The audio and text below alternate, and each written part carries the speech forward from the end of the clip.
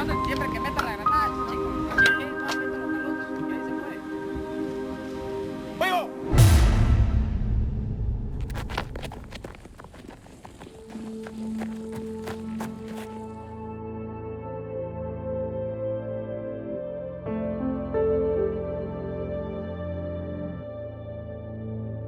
This was back in 1982. I was still a relatively young lawyer trying to make it in the law practice, support a family. And one Friday night here in Seattle, I went to a church service and heard a speaker called Juan Carlos Ortiz. And I just distinctly remember how he stopped in his tracks and talked about having read in the newspaper that morning that the United States government was sending hundreds of millions of dollars to the Central American countries to buy weapons. There were civil wars going on, very brutal civil wars, in Guatemala, El Salvador, and Nicaragua, and they were all about land. And he said, what a shame, because with that kind of money, you could buy up all the land in Central America for the poor. For the poor people in the Central American countries, land is at the foundation of economic well-being. So if you own your own land, there's hope. Went home that night and wrote a concept paper, just various ways of obtaining land for the poor. I had friends who said, why don't you help the poor in Seattle?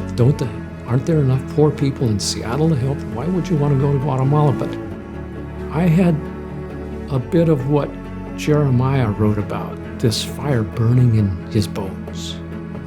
That's what I felt. This is an idea I could not get rid of. It pursued me. I couldn't get it out of my mind.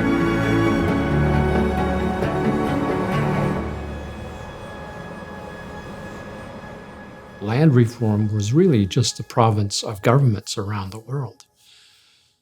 And I thought, why can't we do it privately? In our first trip to the Shield Triangle, the indigenous people that I met had fled the violence. The poverty was generational, not just a few generations. This was poverty going back hundreds of years to the time when the Spanish conquistadors came in and took land, vast swaths of land away from the indigenous peoples. That kind of poverty creates a sense of despair that is unspoken but always present. And we had to defeat that despair in people.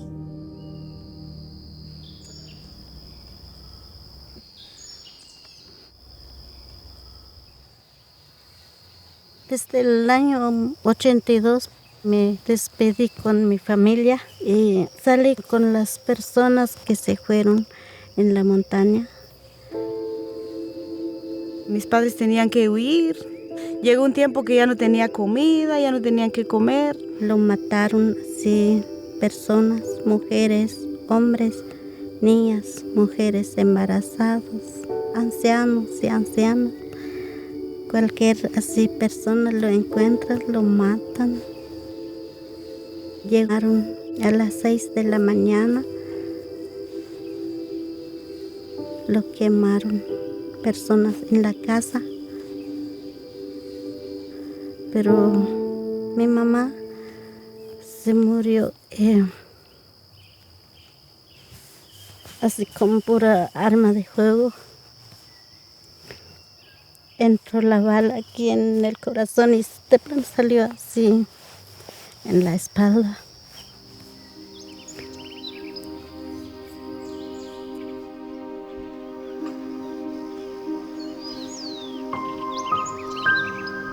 La violencia fue muy duro.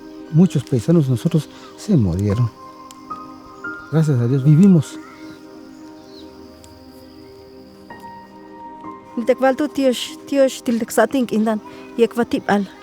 Solo oración no mane, solo oración no mane.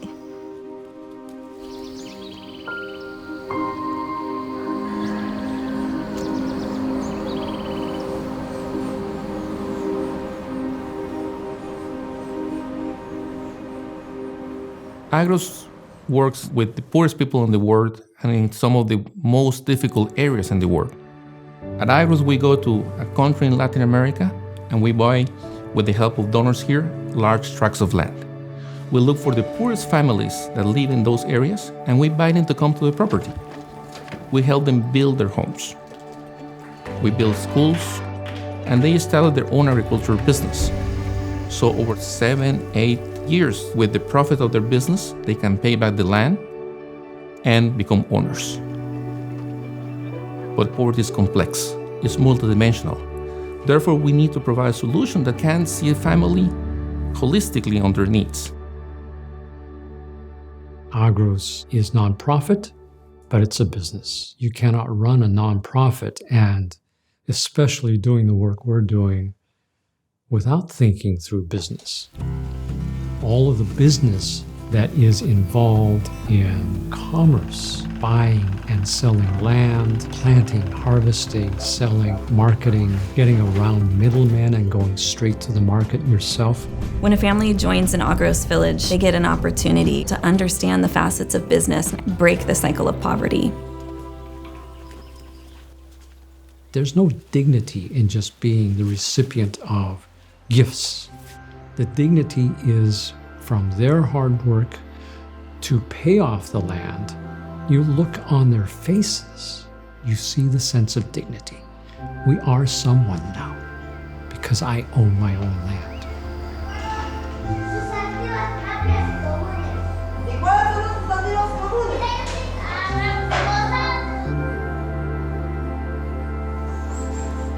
Agros is going after Jesus's call to love the poor. And in this case, love isn't just send your money. In this case, love is coming alongside to support the individual and the family in really envisioning a better future for themselves. Yo nací en una aldea muy lejana, que ahí solo mi papá solo tenía un terreno pequeño, solo es un poquito el terreno. Y ahí él no tenía un trabajo, no tenía mucho terreno para sembrar, luego cosechar. Pero cuando nosotros venimos aquí, se organizó la gente, más la ayuda de Agros, compraron un terreno.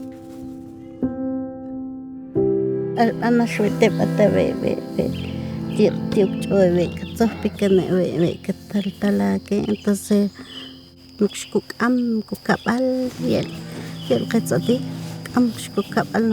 pero al fin está consumir noticia de Agros. Batek alas tulu si batal balu atil malu lugar sa hachpi utsunya tu aldea sa hachashi unche te cuento Agros. Agro va, compró terreno y nos repartió. No somos capaces de comprar terreno porque no hay dinero. Pero gracias al Agro ya vivimos aquí. Ya somos gente de aquí. Mi taonine solo oya itek bati anti bati balbat cuando batek ulinsa sa tek hachpuch abat hachpuch lugar che bati an conocer vi lugar vi lote che shete kun loche mi taonine. Sembramos arveja y trabajamos juntos y lo mantenemos bien y sale buena cosecha. Con eso siempre sí él nos ha levantado la familia. Pues eche enas chunchunchan ve achan in tsa asmas entrepreneurial fundación Agros pate tantis de chaki kati atinu chum ale katan shelal chaki kati lok chaku trabaye. No sé cómo te lo vale mil veces lo valú tantis de fundación Agros hasta que la camin las otras Agros se atuan shelal porque ilin atintu trabaye. A family who was extremely poor. And over a period of time, they moved from extreme poverty to the capacity to inherit land, a business, and education for their kids. Our model takes time, but is holistic and comprehensive, which means that we can provide a long-lasting solution for poverty. Agros ayudó mucho a que esta comunidad siguiera adelante, que ellos siguieran estudiando en la universidad.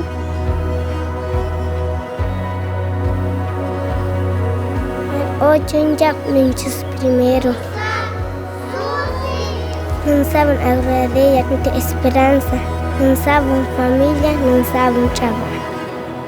Mi nombre es María Córdoba Sánchez. Cuando Marta y la vez trabaja.